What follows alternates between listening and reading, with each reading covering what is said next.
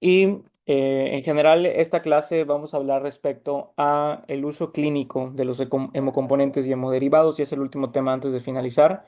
La próxima semana nos vamos a ver para ver un pequeño ejercicio como integrador y para que podamos ya entrar de lleno y preparados para el examen. En general, es muy importante para mí explicarles el hecho de que, pues, los intentos de transfundir con la finalidad de sustituir la sangre, ya sea porque a alguien le falta, la pierde o algo en particular, datan de hace ya más de 500 años. De hecho, el Papa Inocencio VIII, él falleció por haber recibido sangre de tres jóvenes en el que todos se murieron por el tema de la transfusión. Empezaron las transfusiones heterólogas de humanos, de animales hacia humanos.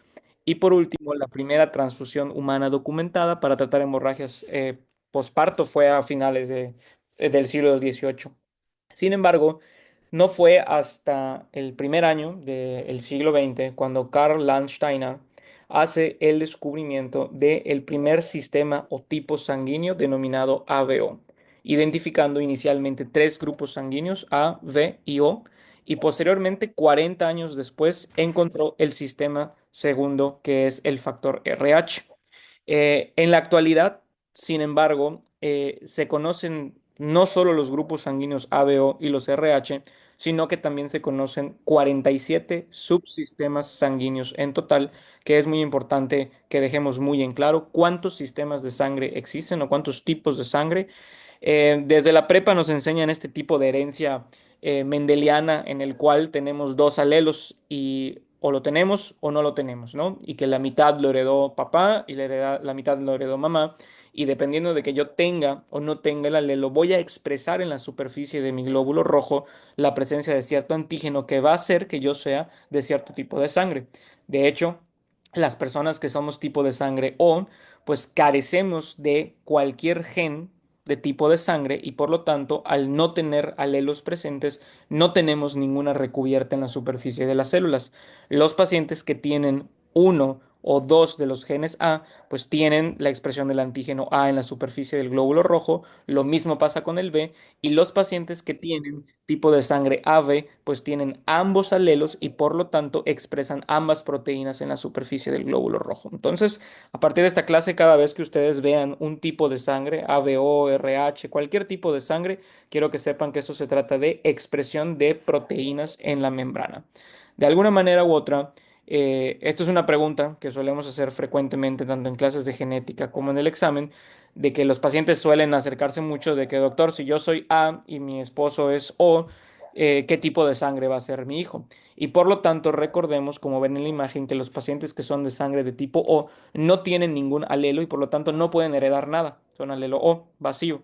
Mientras que los pacientes que son de tipo de sangre de tipo A pueden tener un único alelo de tipo A, pueden tener los dos alelos tipo A, pero el hecho de que sea un gen dominante significa que con una simple copia de los dos alelos que sea positivo, el paciente va a ser va a ser A, o sea, va a expresar la proteína. Y vean cómo el hijo de un O con el hijo de un A, que en el cual el A tiene un O y un A, pueden ser estas combinaciones. El 50% de los hijos va a ser A y el 50% de los otros hijos va a ser O. Por lo tanto, es muy importante que entendamos que así funciona este tipo de herencia con estos cuadritos de herencia de Punnett o mendeliana.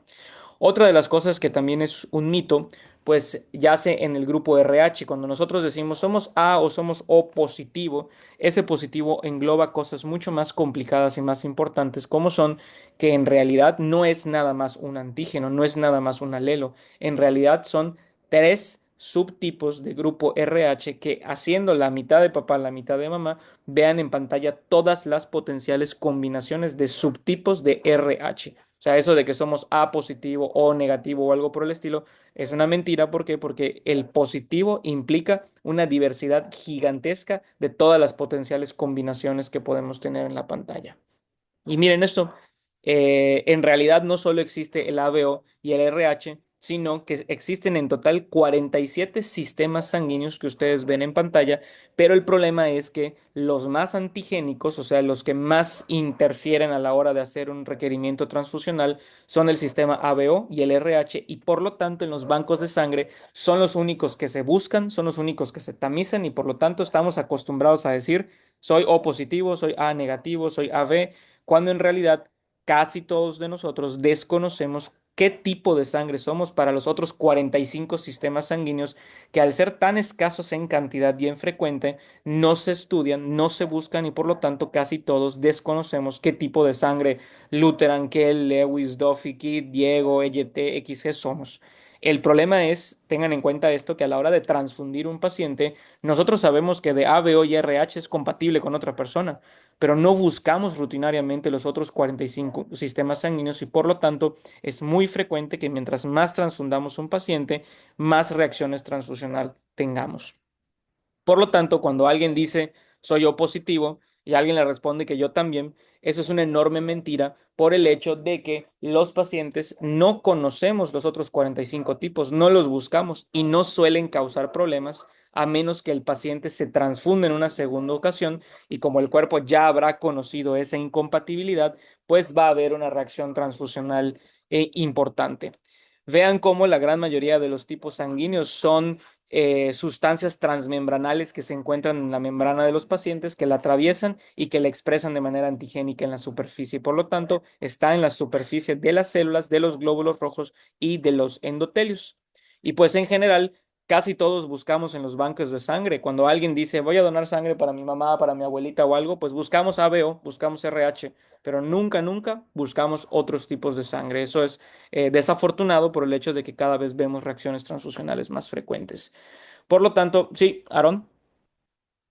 Entonces, doctor, una duda con lo que acaba de decir de las transfusiones. Si, por Ajá. ejemplo, eso de que el grupo O, en todo caso, por ejemplo, que es dos personas cis al momento de hacerse el estudio y sean compatibles y sea la primera transfusión en todo caso, ya quiere decir que la segunda transfusión pueda haber alguna reacción a pesar de ser de grupo O positivo o negativo. Es correcto. De hecho, la primera transfusión para un paciente nunca nos da problemas. O sea, si yo tengo un paciente que es primera vez en su vida que lo van a transfundir, la realidad es que no espero grandes complicaciones. ¿Por qué? Porque su sistema inmune no ha conocido otro tipo de sangre. Me explico, como que no sabe contra qué se va a defender. Ese es el momento de aprendizaje para el sistema inmune, en que la próxima vez que le pongas un segundo paquete de sangre, ahí sí es donde te va a hacer reacción. Y de hecho, los pacientes que son O negativo, escuchen bien, O negativo, significa que no tienen absolutamente nada alrededor del glóbulo rojo, y por lo tanto, si no tienen nada, esa sangre de ese paciente que es O negativo, totalmente negativa, no conoce absolutamente nada. Por lo tanto, todo lo que le pongas a un paciente O negativo va a ser malo para él. Por lo tanto, un paciente O negativo tiene anticuerpos anti-A, anti-B y anti-RH. ¿Por qué? Porque el O negativo no tiene antígenos, y como no conoce absolutamente nada, va a atacar a todo lo que se le presente en ese momento. Por ejemplo, en un paciente A negativo, como tiene A y conoce A, va a desconocer a B y va a desconocer al grupo RH. Y esto es algo muy importante porque a la hora del examen yo les puedo hacer varias preguntas de compatibilidad sanguínea, y por lo tanto quiero que vean ciertas tablitas. Por ejemplo, el O negativo. El O negativo no tiene nada en su superficie. Por lo tanto, al no tener nada en su superficie, este tipo de sangre es indetectable. Nadie la va a detectar porque está vacío, está pelón el glóbulo rojo. Por lo tanto, puede donarle a cualquier persona. Y por lo tanto, el grupo de sangre O negativo se considera como el donador universal. Es un glóbulo rojo pelón, es un glóbulo rojo vacío que, al poder administrársele al cuerpo de otra persona, al no tener antígenos en su superficie, nadie lo va a conocer. ¿Y de quién puede recibir sangre este paciente? Como es O negativo, va a aprender a defenderse contra A, contra B y contra RH, y por lo tanto los pacientes O negativos, si bien ellos le pueden donar sangre a cualquier persona, ellos solo pueden recibir sangre de otro O negativo. En el caso contrario de los que tienen AB positivo, ¿a quién le pueden dar sangre? Pues tienen todos los antígenos de superficie, es detectado por todos. O sea, tienen antígeno A, tienen antígeno B, tienen antígeno RH y por lo tanto solo le puede donar a una persona AB. Porque al tener todos los antígenos, pues todos se dan cuenta de que existe y por lo tanto todos lo van a atacar. Y es exclusiva la transfusión del AB positivo con el otro AB positivo. ¿Y de quién puede recibir sangre? Pues como tiene todos y conoce al A, conoce al B y conoce al RH, literalmente puede recibir sangre de cualquier tipo, haciendo que el AB positivo sea el receptor universal. En resumen, los pacientes O negativo, al no tener nada en la superficie, le pueden dar su sangre a cualquiera, pero no pueden recibir sangre de casi nadie, prácticamente de otro O negativo. El AB positivo le puede dar sangre solo a otro AB positivo, pero como conoce todo y no va a reaccionar con nadie, le pueden dar sangre a este paciente de absolutamente cualquier tipo y por lo tanto se le conoce como el receptor universal. Y vean esta tabla es muy importante y con esto podemos jugar mucho con el tema de que vean cómo un paciente que es A positivo, al conocer el positivo y al conocer al A, pues prácticamente tiene compatibilidad con estos dos tipos de grupos. ¿De quién puede recibir? De estos dos. ¿A quién puede donar? A estos dos. Entonces, grábense esto, no se lo aprendan de memoria de ninguna manera por el hecho de que necesito que lo entiendan. Acuérdense que un paciente, si tiene un antígeno, también lo puede recibir. Y esto es algo muy interesante. Si todos los que estamos en esta charla el día de hoy somos O, por ejemplo, ¿por qué cuando alguien me transfunde un tipo de sangre de tipo A, voy a tener ninguna reacción transfusional? Porque mi cuerpo lo tiene que conocer primero.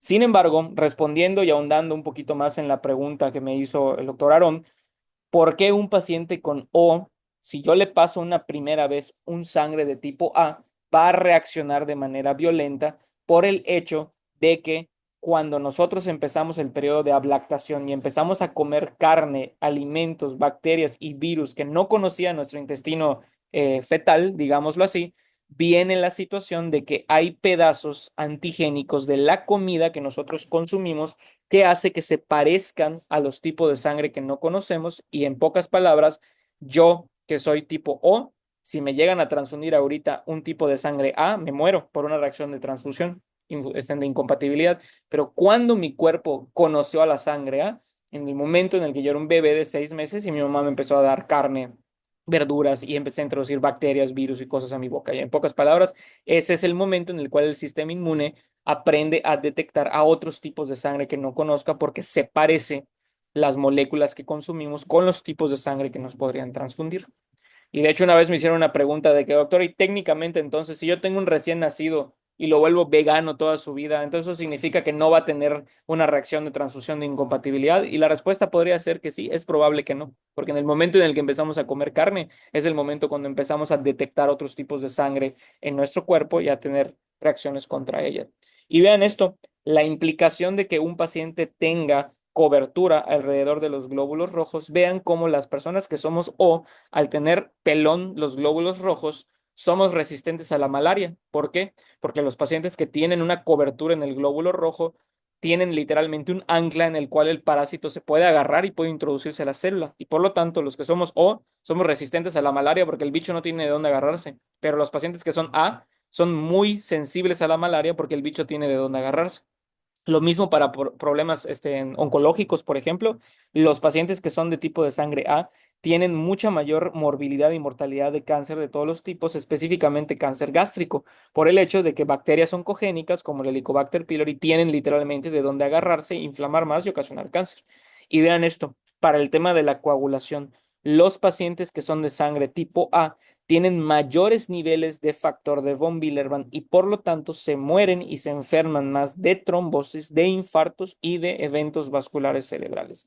Mientras que los pacientes que somos de tipo O, prácticamente tenemos el problema de tener menos niveles de factor de von Willebrand y por lo tanto tenemos un riesgo incrementado de enfermar y morir de hemorragias. Entonces, recuerden bien esto, que ser de sangre tipo A es una desventaja, desafortunadamente por algún motivo, porque es un ancla que permite entrar parásitos, bacterias y que además tiene mayores niveles de von Willebrand y eso hace que los pacientes de tipo A se coagulen más en todos lados.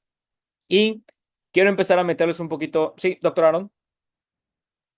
Discúlpeme, doctor, pero por ejemplo, ahorita que mencionó eso de Von Bilderman y los, o sea, menores y mayores niveles, en todo caso los de tipo O, entonces se podría sumar que este factor va sumado al factor genético de poder padecer, por ejemplo, hemofilia, que sangran de todos lados, sea lo que sea que hagan. Muy buena pregunta, sí. De hecho, los puntos de corte del factor de von Willebrand es que si yo agarro a 100 personas tipo A y 100 personas de tipo O, me puedo ir por la finta y pensar que un paciente tiene enfermedad de von Willebrand por el simple hecho de ser tipo O. Sí, los tipos O tienen menor concentración de factor de von Willebrand. Entonces, sí, es frecuente que los niveles séricos de factor de von Willebrand sean menores en los pacientes tipo O y por lo tanto hay que tener cuidado. ¿A qué me refiero? Si yo te presento un paciente que tiene niveles de von Willebrand bajos, pero el paciente no sangra, no tiene hematomas, ya lo operaron 20 veces y nunca ha sangrado, pues bueno, puedo atribuir que su tipo O de sangre es el culpable. En cambio, si yo tengo a un tipo A y el factor de von Willebrand está bajo, pues no lo voy a atribuir a su tipo de sangre, voy a dar de cajón que sí tiene una enfermedad de coagulación, ¿no? Entonces es algo importante. Gracias, doctor. Sí, y miren, ¿qué significa realmente transfundir un paciente? Se van a dar cuenta cuando empiecen a tener la práctica clínica en el hospital y todo, que se toman mucho a la ligera el tema de vamos a pasarle un paquete de sangre solo por el tema de la anemia. Cuando en realidad, cuando ustedes escuchen en un futuro vamos a transfundir un paciente, yo quiero que escuchen que en vez de transfundir, vamos a trasplantar un sistema inmune. Es un trasplante del último órgano líquido que tenemos. Vamos a trasplantar un virus. Vamos a sensibilizar al paciente a esos tipos de sangre que no conoce, que nos van a dar problemas a futuro. Vamos a sobrecargar de líquido al paciente. Vamos a dañar el pulmón del paciente porque le estamos pasando células que no son de ellos. Vamos a ocasionar acidosis al paciente y vamos a contaminarlo de bacterias, que son, en pocas palabras, las cosas que pueden salir mal a la hora de transfundir un paciente. Y para que entendamos por qué nos podemos complicar de todos estos problemas, quiero que vean cómo obtenemos los hemocomponentes. Cuando alguien va al banco de sangre y dona sus 300, 400 mililitros de sangre, lo que hacemos es que nos llevamos la bolsita a la parte de atrás del banco de sangre y lo colgamos así como si fuera un tendedero de ropa. Y vean cómo a través de esos filtros la sangre se empieza a filtrar con la finalidad de que en ese filtro se queden atorados los leucocitos. Leucocitos que son de la otra persona y que si te los pongo te van a desconocer y van a hacer que, ¿qué? Que tengas una reacción inflamatoria. Entonces, el paso número uno cuando donamos es filtrar los leucocitos, así como si fuera ropa secándose al sol. Los colgamos y por medio de un filtro se eliminan. Y una vez que hayamos filtrado la sangre, se centrifuga a cierta cantidad de revoluciones por minuto y vamos a obtener un paquetito de ese tipo de sangre en el que podrán ver que hay una parte al fondo que está oscura, que son los glóbulos rojos, y una parte arriba que son el plasma, las plaquetas y todo eso. Y por medio de una compresión de ese dispositivo, separamos el plasma, separamos las plaquetas y los glóbulos rojos. Y podemos encontrar que de una donación que alguien hizo de sangre, vamos a obtener por cada donación un pedacito de glóbulos rojos, un pedacito de plasma, un pedacito de plaquetas. En pocas palabras, cuando alguien dona sangre, separamos las partes que componen la sangre, las envasamos y las podemos aprovechar. Y vean cómo la diferencia de una donación de plaquetas, no sé si de aquí a alguien le han pedido donar sangre o si alguna vez ha tenido la oportunidad de las plaquetas, cuando alguien dona sangre, le sacan la sangre y ya va y vete a tu casa, te dan tu juguito, tu torta y ya te puedes ir. Pero cuando a alguien le piden donar plaquetas, como las plaquetas son unas sustancias muy particulares y muy escasas también, lo que hacemos es extraer la sangre, centrifugarla, sacar las plaquetas y desafortunadamente volverte a meter el resto de sangre. Vean cómo están sacando la sangre del paciente, se está centrifugando, se está filtrando y le regresan al paciente el resto de la sangre que le sacaron, pero ya sin las plaquetas, ya le quitaron las plaquetas y ya se la pueden devolver. Y miren, estas son unas plaquetas recién nacidas, así salen, parecen una flema, un chicle, un moco o algo así. Pero ahí están las plaquetas y en esa aféresis o en esa unidad de plaquetas podemos encontrar a estas células o fragmentos celulares que son muy importantes. En resumen, cada vez que alguien dona sangre, obtenemos un paquete globular que es rico en ¿qué? En glóbulos rojos, nada más en glóbulos rojos. Obtenemos plasma y crioprecipitados, que en el plasma y en los crioprecipitados encontramos ¿qué? Factores de coagulación y obtenemos botones plaquetarios que obviamente su nombre lo dice, tiene plaquetas. En pocas palabras, si yo tengo un paciente con anemia que requiere transfusión, pues obviamente la indicación va a ser darle un paquete globular. Si yo sé que tengo un paciente con un problema de plaquetas, pues no le voy a pasar el plasma, porque el plasma solo es líquido con factores de coagulación, le voy a pasar aféresis o botones plaquetarios, y el plasma es para cuando los pacientes tienen una enfermedad de un factor de coagulación. Por ejemplo, si yo les hago la pregunta, tengo un paciente que lo atropellaron en su motocicleta, se fracturó la cadera, ambos fémures, los brazos y todo, y llegó con 3 de hemoglobina por sangrado. ¿Qué es lo que le tienes que transfundir al paciente? Y obviamente, como la respuesta es el paquete globular, porque el paciente perdió sangre y le tengo que reponer hemoglobina para que esté bien oxigenado. Mientras que si yo les digo, un paciente recibió quimioterapia porque tiene leucemia y llega sangrando por todos lados porque tiene una plaqueta en la biometría hemática, pues la respuesta va a ser transfundirle, pues no paquete globular, no plasma, le voy a pasar plaquetas.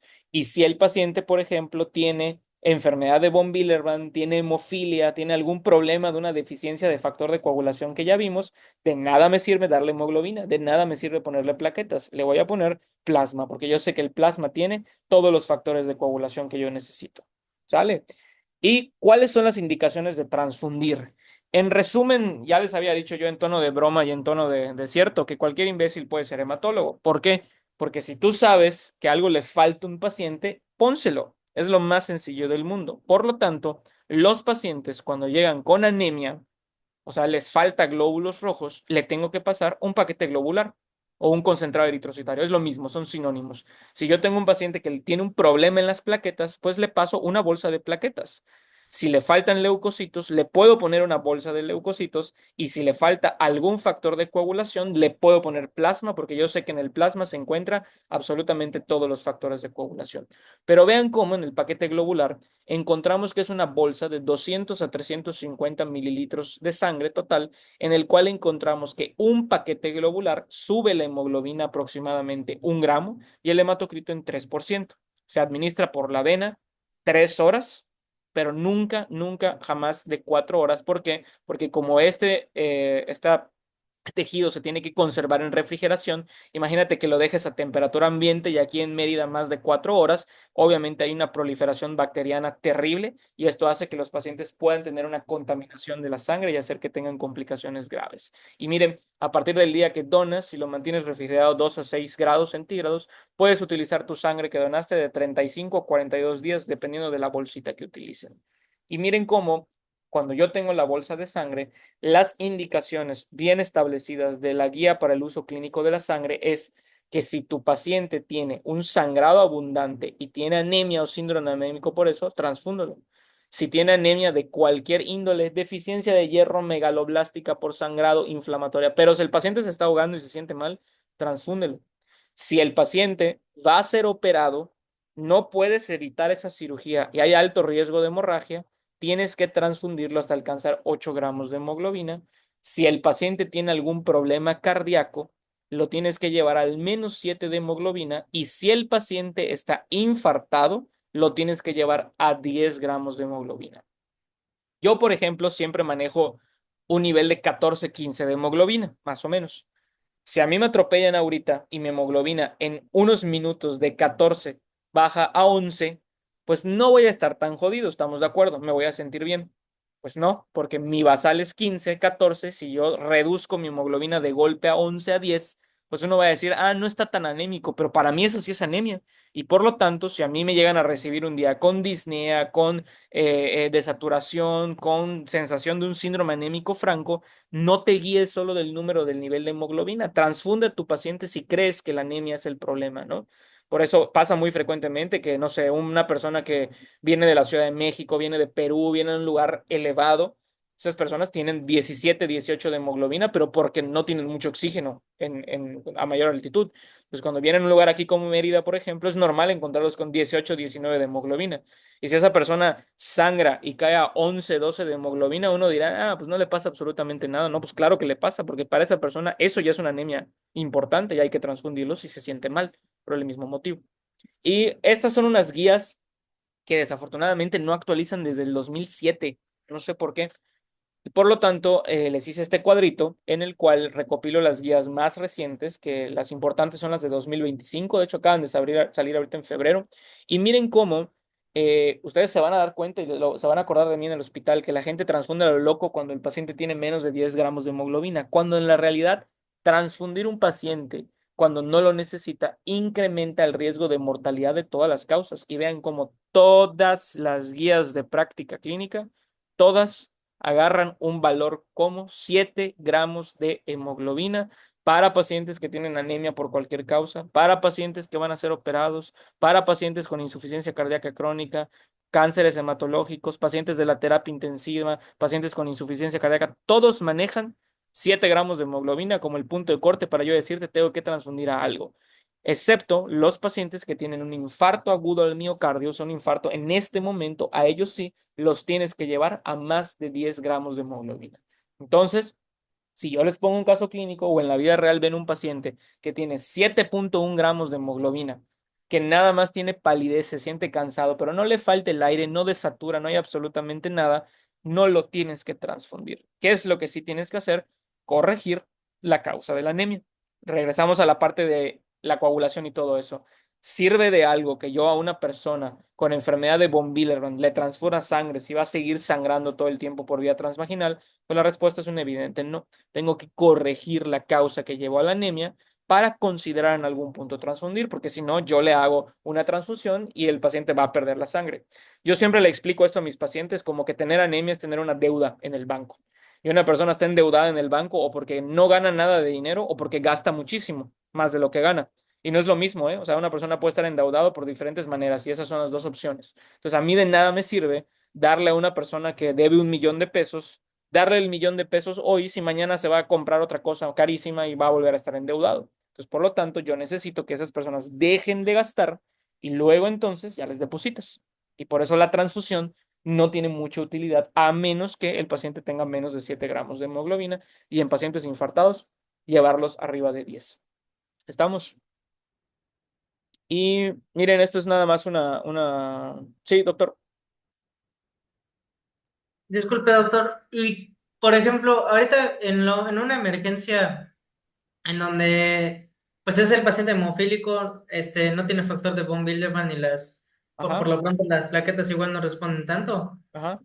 ¿Cuánto es el tiempo de reacción que se podría dar en una emergencia en donde literalmente pues haya una hemorragia alta? Y si afecta el que, por ejemplo, en esa emergencia se dé ácido tranexámico para dejar que las plaquetas hagan su acción o cómo No, es, funciona. es, es un abordaje adecuado. Mira, por ejemplo, si yo tengo un paciente enfermo, por ejemplo, esta gráfica responde a la pregunta que tú tienes. Mira, si el paciente tiene un sangrado activo que lo está poniendo mal, resucítalo. ¿Y a qué se refiere esta gráfica con resucitarlo? No como Jesucristo, sino se refiere a transfundirlo, a aplicar tranexámico, a poner el factor de coagulación y dependiendo de si el sangrado se controla pues ya te haces la pregunta si ronda los 7 u 8 gramos de hemoglobina. Por ejemplo, si yo te pongo un paciente con von Willebrand o hemofilia sangrando litros, pero llegó al hospital con 15 de hemoglobina, en vez de transfundirlo, mejor controla el sangrado y corrige la deficiencia de hierro que se formó por el sangrado. Ahora, si tu paciente llega contigo al hospital con 8 7 de hemoglobina, ya está sangrando el litro, ¿estás de acuerdo conmigo que se te va a poner súper anémico en cuestión de horas? Entonces ahí sí, no solo ataco la causa, sino que también transfundo. Por eso aquí te dice, el paciente está sangrando activamente y no se controla el sangrado, transfúndelo y trata la causa. Aquí te lo pone muy alarmista de resucítalo, o sea, sí, pero en ese resucítalo es transfunde, controla la hemorragia, aplica el factor de coagulación y vean cómo solo la gráfica te pone síndrome coronario agudo como la causa de llevar la hemoglobina arriba de 10. ¿Hecho? Sí, gracias, doctor. Pero que era resucitar, ¿Perdón? pero que era resucitar cualquier cosa Se refiere a mantener al paciente en condiciones clínicas estables. Por para ejemplo, si el paciente estabilizar. está chocado, pues le tienes que elevar la presión arterial con inotrópicos, con adrenalina, con líquido. Si el paciente, pues el sangrado lo tuvo por tubo digestivo porque tiene cirrosis y se le reventaron las varices del estómago, pues de nada te sirve que lo transfundes si no paras el sangrado de las varices. Le tienes que hacer una endoscopía corriendo para ligarle las varices. Entonces, ese concepto alarmista de resucítalo trata de corregir la causa que hizo que el paciente sangrara. Sí. Y con lo de bleeding controlled se refiere a algo quirúrgico. Cualquier tipo de intervención terapéutica, quirúrgica, medicamentosa, cualquier cosa que haga que el paciente deje de sangrar. Sí. Ok. Doctor, una Sí. pregunta. Ajá. Sí, disculpe. Si tenemos un paciente igual que llega desangrándose, pero no sabemos, por ejemplo, que tenga factor de von Willebrand o hemofilia, y tampoco tenemos como la posibilidad de decir, ok, viene con una hemoglobina, no sé, de tanto, ¿qué sería en esos casos? ¿Se transfundiría o primero se trataría de como que deje de sangrar y después verle toda su gasometría y todas esas cosas? Ok, para justo a esa parte vamos. La respuesta a tu Ujú, pregunta, la respuesta corta es que primero lo estabilizas y parte de la ujú, estabilización es parar el sangrado, que ahorita vamos a hablar de cómo le vamos a ujú, hacer. Pero en pocas palabras, tú tienes que apegarte al ABC de la resucitación, o sea, mantener vía aérea, mantener presión arterial y circulación estable. Entonces, pero eso comprende el tratamiento también de la hemorragia. Entonces, si tu paciente se te está desangrando, tienes que parar el sangrado, pero depende de la causa. Y eso ahorita vamos a ver qué hacer. Por ejemplo, en el caso de las aféresis plaquetarias, vean cómo un botón plaquetario es una bolsita chica de plaquetas, te trae 5.5 por 10 a la 10 plaquetas mínimo, mientras que una bolsa grande de plaquetas, 3 por 10 a la 11, trae muchas más plaquetas, un cero más. Y ahora vean cómo el problema de la aféresis plaquetaria es que únicamente viven las plaquetas en la bolsa de 3 a 5 días, 4 días en promedio, que es una cuestión muy, muy cortita. Y esta es la parte que llegamos de la transfusión de plaquetas. Por ejemplo, las guías internacionales y mexicanas de práctica clínica concuerdan sí en este caso en el hecho de que si tu paciente llega aquí al hospital y tiene menos de 10.000 plaquetas, no te vas a poner a averiguar por qué carajos bajaron. Tienes que pensar que es una bomba de tiempo que te va a sangrar y por lo tanto, si tu paciente tiene menos de 10.000 plaquetas con o sin sangrado, como te está a punto de sangrar, lo tienes que transfundir. Ahora, si el paciente tiene menos de 20.000 plaquetas, pero tiene algo que lo predispone a poder sangrar, por ejemplo, les pongo el caso clínico, un paciente con 15.000 plaquetas. Tú dices, bueno, no tiene menos de 10, no lo voy a transfundir, pero el paciente va a entrar a cirugía, pero el paciente tiene fiebre, pero el paciente está intubado, pero el paciente es un atropellado. Entonces, ese paciente, claro que te va a bajar más las plaquetas. El paciente tiene dengue, o sea, tiene algo por el estilo, sabes que va a bajar rápido y por lo tanto también elevas ese punto de corte a 20.000. Pacientes que tienen trombocitopenia con riesgo de hemorragia en alguna cirugía, ahorita les voy a mostrar una tablita de cuántas plaquetas tienes que tener para que yo te pueda operar de manera segura. Y esto es algo súper frecuente, el cuarto punto. ¿Se acuerdan que habíamos visto aspirina, clopidogrel y ese tipo de medicamentos que daban los cardiólogos que inhiben la ciclooxigenasa y hace que las plaquetas, si bien en número no desciendan, pero sí en función? ¿Se acuerdan de eso? Una persona que toma clopidogrel, una persona que toma aspirina, aunque en número están normales sus plaquetas, en función están todas dormidas y por lo tanto ese paciente puede sangrar y puede tener una complicación. Por lo tanto, el caso clínico que yo siempre les pregunto y que siempre llega al hospital es un paciente habitualmente viejito de la tercera edad que como se había infartado toma aspirina, clopidogrel, toma 20.000 cosas para inhibir a las plaquetas y se cae, se reuta la cadera y el ortopedista te dice va para quirófano en 30 minutos. Y es, oye, espérate, mi guía dice que la aspirina se la tengo que suspender 7 días antes de la cirugía. No tenemos 7 días antes de la cirugía. Y por lo tanto, si las plaquetas no les sirven, pues transfúndelas. Así de fácil. Y por lo tanto, en los pacientes que tienen plaquetas bajas de manera crónica, por ejemplo, ¿se acuerdan de los cirróticos que tienen el vaso crecido y que a eso se le llama hiperesplenismo? Ellos viven con 15, 20.000, 30.000 plaquetas sin sangrar. Por lo tanto, la indicación de estos pacientes es no transfundir. Al paciente con plaquetas bajas de manera crónica, no se le transfunde, solo a los pacientes que tienen sangrado y los que tienen trombocitopenia aguda de rápido establecimiento. Y miren esta tablita, importantísimo. Vean cómo si yo le voy a operar de la cabeza a un paciente, tengo que llevarlo a 100.000 plaquetas, al igual que cualquier traumatismo del sistema nervioso central y cualquier cirugía de ojo. Acuérdense que minimizamos mucho el tema de la oftalmología, de que es una cirugía chiquitita, solo le van a quitar las cataratas. Madres, el ojo es parte del sistema nervioso central. Imagínate que por una tontería como plaquetas bajas el paciente te sangre y se quede ciego. Por lo tanto, cirugía oftalmológica y de sistema nervioso central, tienes que llevar a tu paciente a más de 100.000 plaquetas. Catéteres centrales o epidurales, más de 50.000. Parto, cesárea, punción, sangrados activos, más de 50.000. Y vean cómo menos de 10,000 plaquetas o 20,000 plaquetas con fiebre o coagulopatía. Y esa es la parte importante que les comentaba. Paciente con disfunción plaquetaria, o sea, se toma una aspirina, un clopidogrel, aunque en números se vean bonitas las plaquetas, no le sirven y la tienes que transfundir. Y por lo tanto, lo último es transfusión masiva, que esto ocurre mucho en los pabellones de ortopedia.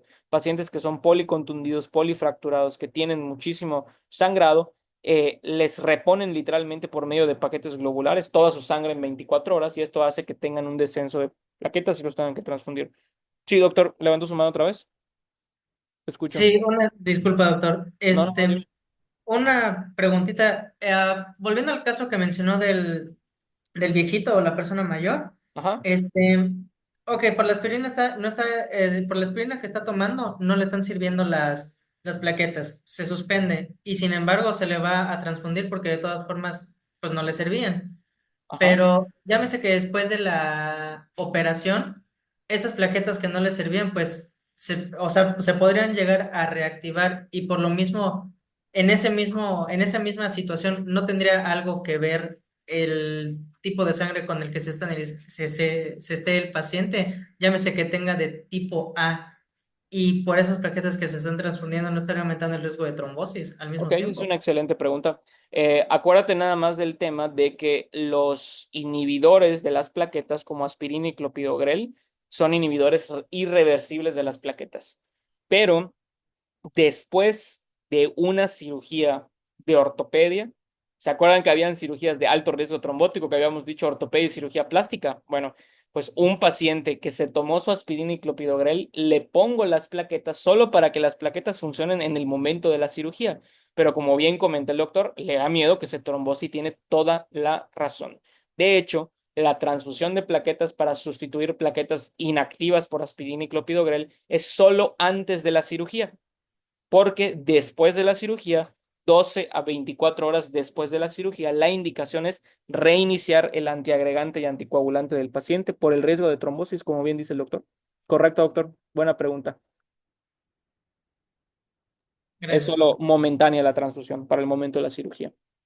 El plasma fresco congelado trae prácticamente todas las proteínas de la sangre, todas, todas, todas.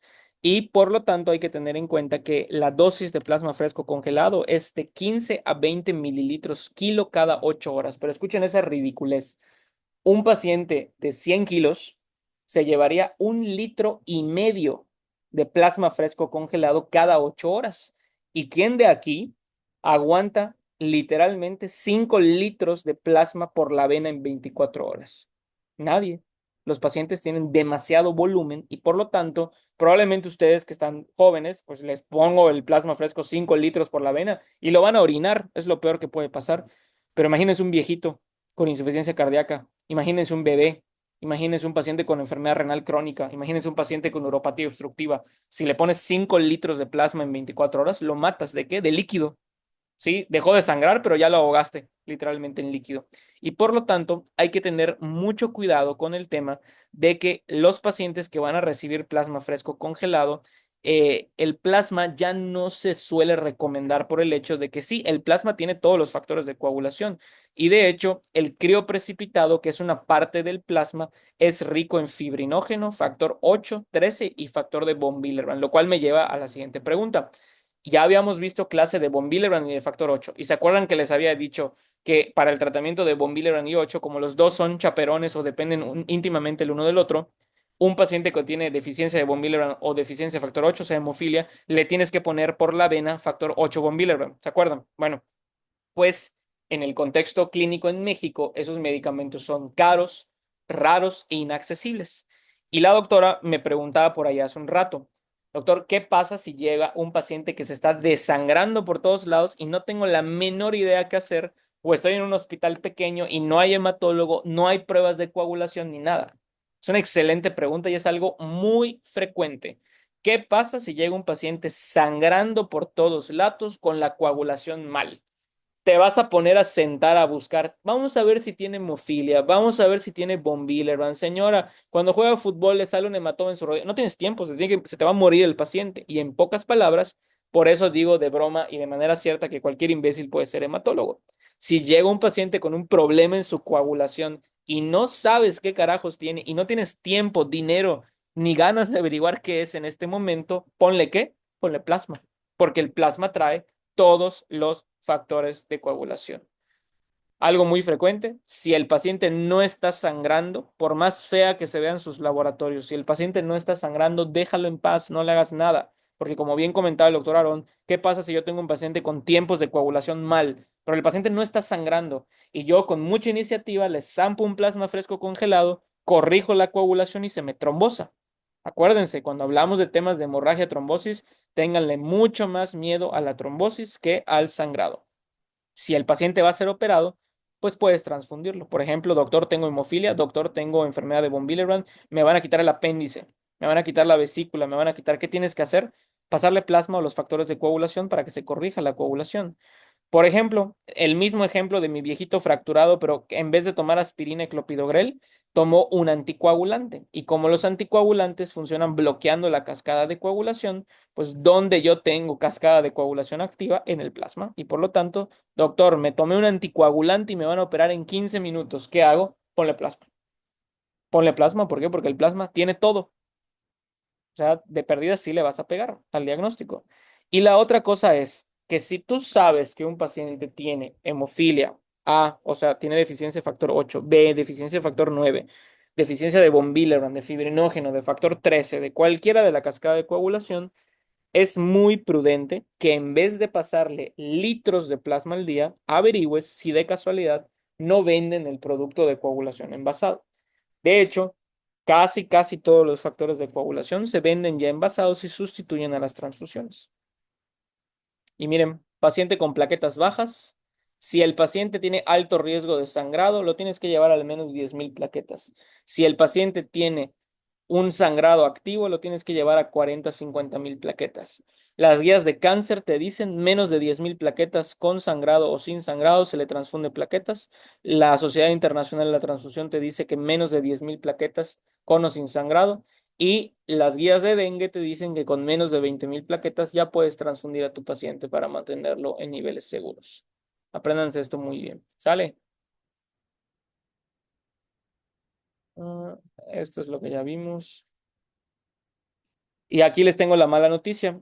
Los bancos de sangre lo que hacen es únicamente buscar la compatibilidad de los tipos de sangre ABO y RH. No buscan los otros 45 sistemas sanguíneos por el tema de que es algo sumamente costoso. Por lo tanto, ya les metí miedo en el sentido de que transfundir sangre es mostrarle a tu cuerpo sangre de otra persona, que no tienes idea de qué tipo de sangre es meterle líquido, es meterle virus, es meterle bacterias si algo falló en el proceso. Y por lo tanto, quiero que el día de hoy platiquemos de las reacciones transfusionales más graves, que son la reacción transfusional de incompatibilidad, la transfusión que se llama TACO, que significa sobrecarga circulatoria aguda asociada a la transfusión, TRALI, que es lesión pulmonar asociada a la transfusión, y contaminación bacteriana. Y vean qué sucede. Cuando empezamos a transfundir un paciente, habitualmente hacen reacciones transfusionales inmediatas si ya los habías transfundido previamente. Si no, lo pueden hacer horas o días después. En general, los pacientes que tienen una incompatibilidad de grupo es porque alguien se confundió y le transfundió a un paciente sangre de otro tipo, que es desafortunadamente algo muy frecuente de que alguien, el interno, la enfermera, el químico, el laboratorio, alguien se confundió a la hora de tipificar al paciente, cambió los tubos, los etiquetó mal. ¿Y qué pasa si yo tengo un paciente O y le paso sangre de tipo A o algo por el estilo? Pues empieza el relajo con los anticuerpos y hacen una reacción hemolítica gravísima y el paciente tiene un cuadro de hemólisis. ¿Hemólisis de qué? De su sangre, ¿no? Del paquete de sangre que le acabas de poner. Si yo te pongo sangre que no es compatible contigo, tu sistema inmune va a destruir esa sangre y va a mimetizar un cuadro como la anemia hemolítica que platicábamos. Una anemia hemolítica que acuérdense que es síndrome anémico, ictericia, coluria, elevación de enzimas hepáticas, hemoglobina libre, o sea, un cuadro de anemia, donde literalmente cuando ustedes, espero que nunca lo vean, pero desafortunadamente podría casi asegurarles que sí lo van a ver, cuando alguien se confunde de un tipo de sangre, el paciente inmediatamente empieza con fiebre, inmediatamente empieza con coluria, con escalofríos y con choque. O sea, literalmente los pacientes se ponen muy mal. Mientras que la sobrecarga circulatoria, el TACO que habíamos hablado, ocurre en pacientes viejitos, insuficientes cardíacos, insuficientes renales, pacientes que tienen muchas soluciones, muchos líquidos por la vena, o ya me quería ir a mi casa rápido y en vez de 3 horas le puse el paquete de sangre para 30 minutos.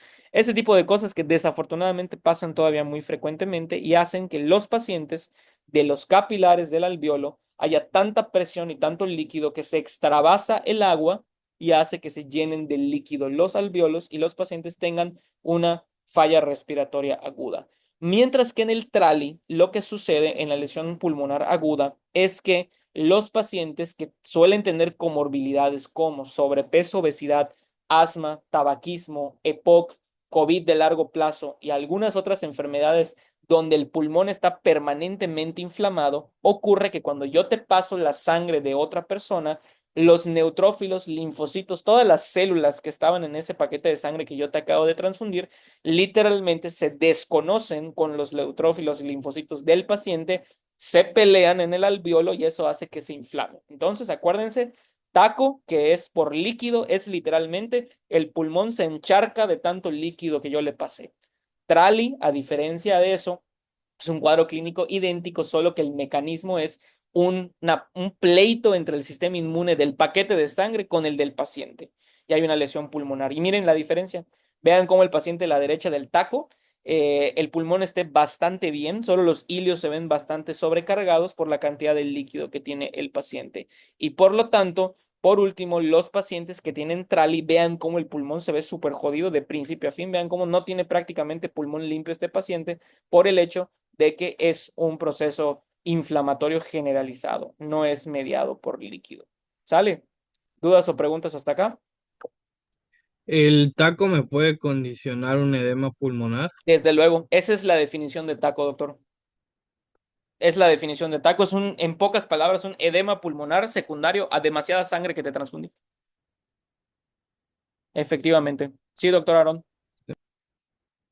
Y, por ejemplo, en lo que era el TRALI, ¿qué es esa reacción del sistema inmunitario, bueno, del mío hacia el del paquete? Ajá. Pero ¿por qué se da la causa si se supone que se están filtrando los leucocitos? O sea, ¿se da por un mal filtrado más que nada o por qué otra Exactamente, cosa? porque ese filtro, así como lo viste, está muy caro y no todos los bancos de sangre lo utilizan. Así de sencillo y grave como lo escuchas. Ah, ok. Sí, este proceso del filtrado tiene mucho que ver con el tema de los cuidados del banco de sangre. Y por norma oficial mexicana se debería de filtrar, pero los filtros más sofisticados son más costosos y no siempre se utilizan. Sí, pero precisamente por eso sucede, doctor. Y precisamente la prevención del trali es filtrar bien la sangre. Ok, gracias, doctor. Hecho. Y pues la contaminación bacteriana, que es cuando tardaste mucho en transfundir al paciente y proliferaron bacterias en el paquete de sangre y pues lo contaminaste. El protocolo general para una reacción transfusional es primero, si el paciente empieza a hacer algo raro durante la transfusión, suspéndelo, ponle un catéter venoso, identifica el tipo de reacción, fue TACO, fue TRALI, es una reacción de incompatibilidad, repite pruebas de compatibilidad en el paciente, capaz que alguien la cajeteó en el proceso y se confundió, oblígalo a orinar, porque acuérdense que la hemólisis daña el riñón, mantén la presión arterial y toma laboratorios para ver biometría hemática, bilirrubinas, DHL, tiempos de coagulación. Es un protocolo que a ustedes no les toca hacer como médicos de primer contacto, pero quiero que sepan que si algún día ven un paciente transfundiéndose, que empieza a hacer alguna cosa extraña durante la transfusión, detienes ese paquete de sangre, detienes esas plaquetas, detienes ese plasma. ¿Y cuál es la causa más frecuente para que un paciente esté haciendo reacciones transfusionales? Tristemente, que alguien se confundió y le estás pasando otra cosa que no deberías. Y eso es como que lo primero que tienes que pensar y por eso detienes, le tomas pruebas al paciente, le tomas pruebas al paquete de sangre, repites las pruebas de compatibilidad para estar 100% seguro de que es una reacción transfusional así. Y miren, el taco, como es sobrecarga circulatoria, es un edema pulmonar, como bien comentaron por ahí, pues responden excelentemente bien al diurético y al oxígeno. Le pones diurético, orinan ese exceso de líquido y se curan como por arte de magia. Le metes un shot de furosemide y el paciente a los 15 minutos ya regresó. El trali, hacer un procedimiento inmune grave, responde al oxígeno por el alveolo que está dañado y al esteroide. El esteroide calma el sistema inmune y por lo tanto hace que mejore. Las pruebas de incompatibilidad, esteroide, diurético, oxígeno, porque es un cuadro inflamatorio horrible. Contaminación bacteriana, obviamente esto de nada sirve. ¿Por qué? Porque le tienes que dar antibióticos al paciente. Una reacción febril es cuando el paciente ya se transfundió tanto que su cuerpo ya sabe responder contra esos 45 antígenos que no buscamos, y el esteroide también es tu mejor aliado. Y por último, esta reacción transfusional que se llama H significa enfermedad de injerto contra huésped. Como bien comentaba el doctor Aaron, ¿qué pasa si yo no filtro adecuadamente mis paquetes globulares, mis plasmas, mis plaquetas, y resulta que los glóbulos blancos del paciente de la bolsa de sangre atacan a mi donador? Pues la cosa se pone grave, porque imagínate que la persona a la que le pasaste esa sangre que no filtraste bien tenga una inmunosupresión severa, porque tenga VIH, porque tenga en diabetes, porque tenga trasplante de médula ósea, porque recibió quimioterapia. ¿Qué va a hacer los linfocitos de la bolsa de sangre con el paciente? Lo van a atacar, se lo van a comer literalmente. ¿Y saben cuál es la mortalidad del H asociado a la transfusión de la enfermedad ingente contra huésped? 100%. La mortalidad es 100% para este tipo de problemas. ¿Por qué? Porque los glóbulos blancos de la bolsa de sangre literalmente devoran a todas las células sanguíneas del cuerpo de la otra persona. Y afortunadamente pasa en uno en cada 40.000 transfusiones. Que es preocupante. ¿Alguien levantó la mano? No, me contestó la pregunta, doctor, una Ok. disculpa. Por lo tanto, creo que después de esta clase ya casi nadie le va a gustar el tema de la transfusión. Es como que, ups, pues ya no quiero transfundir porque todo puede salir mal. Y por lo tanto, cada vez los hematólogos, y no solo los hematólogos, ya no queremos transfundir nada. No porque le tengamos temor a las complicaciones, sino porque queremos evitarlas a toda costa. Y vean cómo en algún punto, así como existe la eritropoyetina endógena, o sea, del cuerpo, secretada por el riñón, se encontró que la eritropoyetina sintética, la darbepoetina, la eritropoyetina teta, que son eritropoyetinas sintéticas, pueden sustituir exitosamente a las transfusiones. Y vean cómo si yo tengo un paciente con anemia inflamatoria o enfermedad crónica, porque tenga enfermedad renal crónica, porque tenga lupus, porque tenga, ya saben, todo lo de la clase de enfermedad, anemia inflamatoria, y yo quiero ahorrarme la transfusión de sangre del paciente, puedo ponerle un estimulante de la eritropoyesis como darbepoetina alfa, una eritropoyetina sintética. ¿Por qué? Porque va a obligar a la médula ósea del paciente a producir sangre. Sirve también para síndrome mielodisplásico, para leucemias, y un cuadro clínico muy frecuente que se los puedo preguntar es: doctor, tengo un paciente testigo de Jehová que tiene 7 de hemoglobina y va a entrar a cirugía donde el cirujano te dice que va a sangrar a mares. Y el testigo de Jehová ya te firmó una requisición donde dice que no acepta la transfusión de ningún derivado de la sangre. Ups, ¿y qué hacemos? Pues obviamente Mm, la donación autóloga consiste en que antes de que vayan a operar al paciente o algo, lo puedo estimular con este tipo de sustancias para hacer un ahorro y no tener que transfundirlo y que recupere él solito su médula ósea. Sí, dime, doctor. Y, por ejemplo, bueno, esta estimula a la médula ósea para que haga más glóbulos rojos, ¿no? Ajá. Pero en el caso de que, por ejemplo, tengo una anemia microcítica en donde literalmente no hay, o sea, perdón, una anemia, macrocítica en donde no, o sea, la médula ósea, bueno, perdón, sí, microcítica en donde literalmente no hay reticulocitos o no hay Ok. para ya maduración, en donde no sirve, entonces, ¿qué se hace? Porque, Entonces, pues, ok, tu preocupación sería que yo le deje este tratamiento al paciente y no tenga la médula ósea con qué producir sangre, ¿correcto? correcto, Ah, sí, correcto. entonces, al mismo tiempo que le pones estos estimulantes, le pones lo que le falta al paciente. Entonces, pon tú que sea una anemia por deficiencia de hierro, pues le pones estos estimulantes más una infusión de hierro, de Renergy. Si es una anemia megaloblástica, le pones estos estimulantes, pero le pones la infusión en intramuscular de bedoyecta, por ejemplo. Ujú. Porque Ok. como bien tú dices, este es un estimulante que le dice a la médula ósea, oye, produce sangre. Pero ¿qué pasa si la médula ósea no tiene material para producir sangre? Pues ahí estamos amolados. Entonces tienes que ponerle ¿con qué producirlo? ¿Sale? Sí.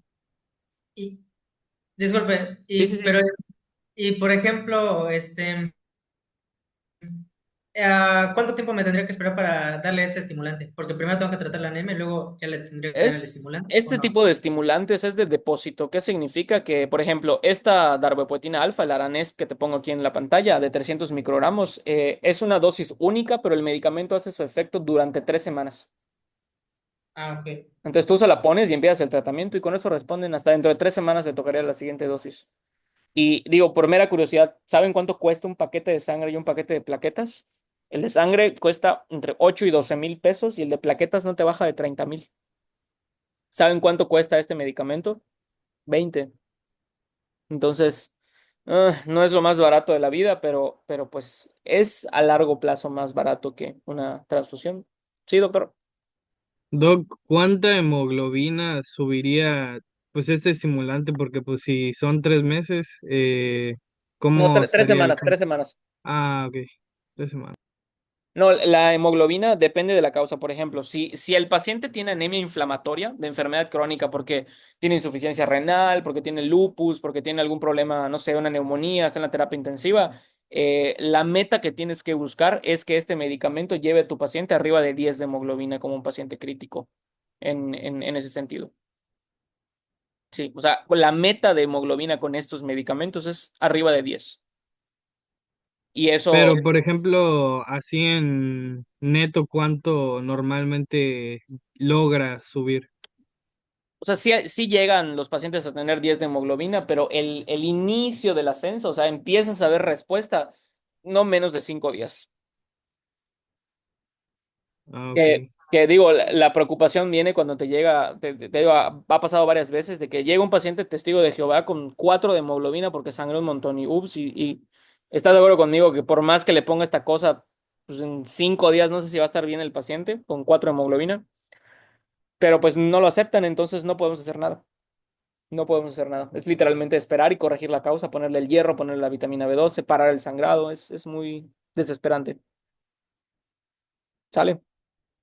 Y miren, el problema de este tipo de medicamentos es que, por ejemplo, todos los usos de eritropoyetinas incrementa el riesgo de trombosis. Mucho cuidado con eso.